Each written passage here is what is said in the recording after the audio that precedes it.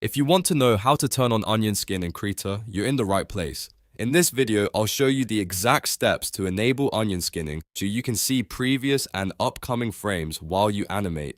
This is one of the most useful features in Krita for smoother drawings, better spacing, and cleaner motion. And if this tutorial helps, make sure to hit like and subscribe for more quick Krita guides. First, make sure you are in the animation workspace. To do that, go to Window, then Workspace, and then click Animation. This will switch Krita into a layout that is better suited for frame-by-frame animation. Once you're in the correct workspace, check your animation timeline. It should already be visible and active at the bottom of the screen. If you do not see it, don't worry. You can turn it on manually.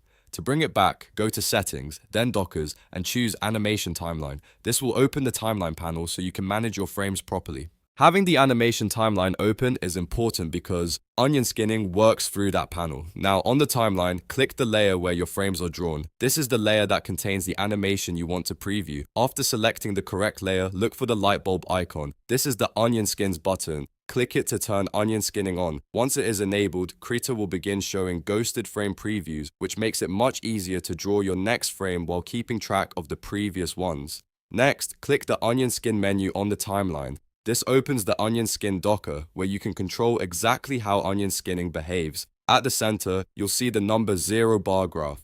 This represents your current frame, so it acts as the reference point for all the ghost frames around it. On the left side, you'll see numbered columns such as -1 and -2. These control your past frames.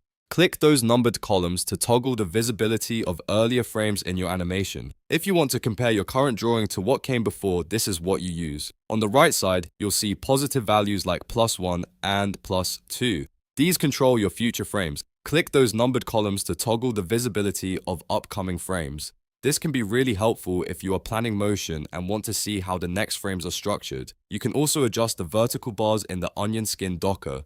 Drag them up or down to change how transparent or opaque the ghost frames appear. If the onion skin is too strong, lower the visibility. If it is too faint, increase it until it is comfortable to work with. Finding the right balance makes a big difference while animating. And that's how to turn on onion skin in Krita and customize it for your animation workflow. Once you get used to it, it becomes a powerful tool for keeping your drawings consistent and your movements smooth. If this video helped you out, please like the video and subscribe to the channel for more Krita tutorials, animation tips, and beginner-friendly guides. Thanks for watching, and I'll see you in the next one.